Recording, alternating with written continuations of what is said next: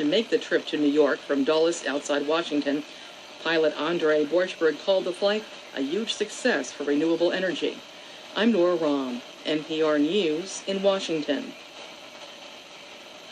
Support for NPR comes from the Mosaic Foundation of Rita and Peter Hayden, based in Ann Arbor, honoring the passion of NPR journalists all around the world whose stories take us there every day.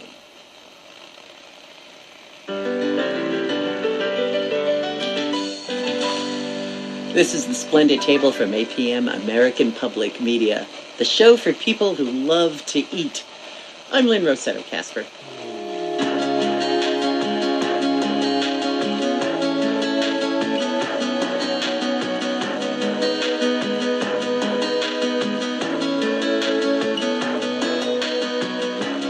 Several years back, British food writer Nigel Slater, who, by the way, is adored in the UK and may soon be adored here, moved into a little house in London. Now, behind it there was a scrappy piece of earth that passed for a backyard. In a moment of possible insanity, Nigel vowed that he was going to make vegetables grow there, out of the ordinary vegetables. Now, you have to know this. London soil is pure clay, so it's like planting in cement. So to make this garden, Nigel had to haul in yards of compost and manure through the house, no less. He dug and he double dug, he beat back the snails and the whiteflies, and in the end, Nigel had his garden. And now he can pull up 8 kinds of potatoes for salad. He writes about the garden and his cooking from it in the book Tender, A Cook and His Vegetable Patch. Nigel, good to have you back with us. Thank you. Thank you very much for having me. How long have you been gardening? When I was a little boy, I pestered my father for a little bit of garden I could call my own, and he gave me a very short strip of the backyard and said, "You can have that." And I was about 13 years old, maybe younger, and I grew carrots, which I completely forgot about, and they went to seed, and I was amazed when I dug them up and found that I could actually grow something. And, you know, from that moment, I was pretty much hooked on growing at least something. You write in the book, and I'm going to paraphrase it, you say, plant a seed, watch it grow, eat the result. And instantly you've done away with much of the baggage that comes with our modern food supply. So is this why you garden? I think it's partly why I garden. One of the reasons is purely escape and the fact that I can be doing something that doesn't tie me to my desk, and it is a little bit of freedom. But yes, it's also to do with that thing of having a connection with my food that I feel somehow it's part of me.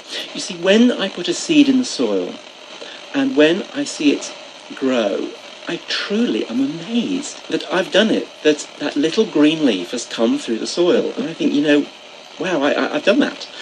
And as the plant grows, I do develop, I suppose, I want to say a fondness, but I develop a sort of nurturing quality to it. And I try to protect it from things like slugs and snails and from the foxes that come into my garden and roll about and things and crush them. And I know this sounds a little bit crazy, but when I've picked something that I've grown and I eat it, I truly think it tastes better than if I've bought it from a store. Well, I think just the aliveness of it, if nothing else, other than what you've done, you know, in terms of your own hands, it's right from the earth. It's from the earth. It's from my earth, which I feel I've invested quite a bit in my earth because I've looked after it. I've weeded it, I've dug in compost and fertilizer a little bit. So I've got some investment in there, which is the joy of the physical thing of gardening, but also that thing of feeling that somehow, you know, this is mine and I can do it. It is an empowering thing, growing something. Well, you've written this book by chapters on vegetables. Now, there is a vegetable I am particularly challenged by, and that is eggplant. Eggplant, which we know over here as aubergine, is something that I would never have considered growing a few years ago. As our climate has got a little bit warmer recently, we're getting longer and hotter summers, so things that take a while to ripen, like eggplant, are starting to work here now. And it's one of those seeds that is very capricious. Sometimes it will germinate and sometimes it won't. It's that thing of luck, really. So I put my seeds into quite warm soil, and I just keep it as warm as I can. Now, sometimes that means in the airing cupboard amongst all the laundry, and other times it just means on the windowsill. But as soon as it starts to form, the leaves start to form, then I really keep it out of a draft. I make sure the temperature's fairly regular. And I like the fact that I'm having to put a bit of effort into it, not like potatoes or carrots, which I can just put in and they kind of happen. It's something I've really got to think about. And then, of course, when it's old enough to put into quite a large pot, I find the warmest, sunniest place I can in the garden. And they actually do. They survive. Occasionally they thrive, and they're worth it not just for the eggplant, but for the beautiful purple flowers as well. How do you work with eggplant in the kitchen? Well, the joy for me of eggplant is the fact that it soaks up flavours like a sponge. It really is like a vegetable sponge. And I always use good oil, really flavoursome, fruity olive oil, because I know that that oil is going to become part of the eggplant. Mm-hmm. It actually becomes part of the texture of it. So you get this silkiness. And very often I will either fry it or I will griddle it. When I griddle or broil a slice of eggplant, I do it fairly dry and then I dress it afterwards. Either with olive oil that I put a few herbs in, or some lemon, or maybe I put a few sort of frizzled onions and some pine nuts and maybe some raisins or sultanas with it to give it a slightly Middle Eastern flavour. It can go whichever way you want to push it. You know, you can make it spicy, you can put herbs with it, it's entirely up to you. Is there a variety of eggplant that you prefer? I was brought up with the big, purple, black, shiny eggplants. And I could never understand why it was called the eggplant in America. And then I started to shop in Middle Eastern shops and at farmers' markets here in London. And of course they have the beautiful little ivory eggplant that really does look like an egg. And it was so beautiful, and suddenly all was explained. And I thought, well, of course, that's why, that's where it came from.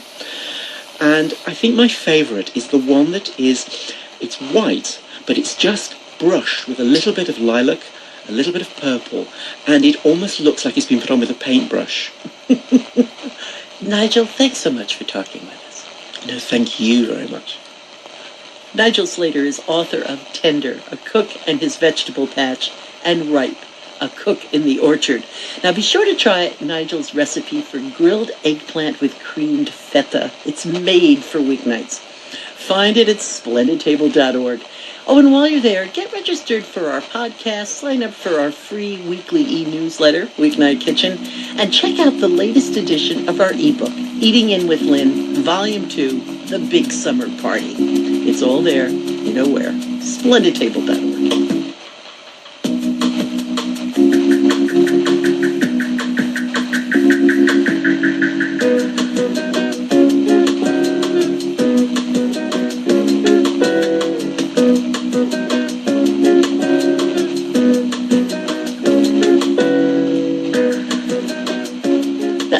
I guess the best way to describe Jane and Michael Stern is to talk about their philanthropic work. By searching for great food around America, they eat so we don't have to. They give of themselves to bring us only the gems. Jane, Michael, good to have you back on us. Great to be here, Lynn. Hi, Lynn. What's the deal with corned beef hash? I mean...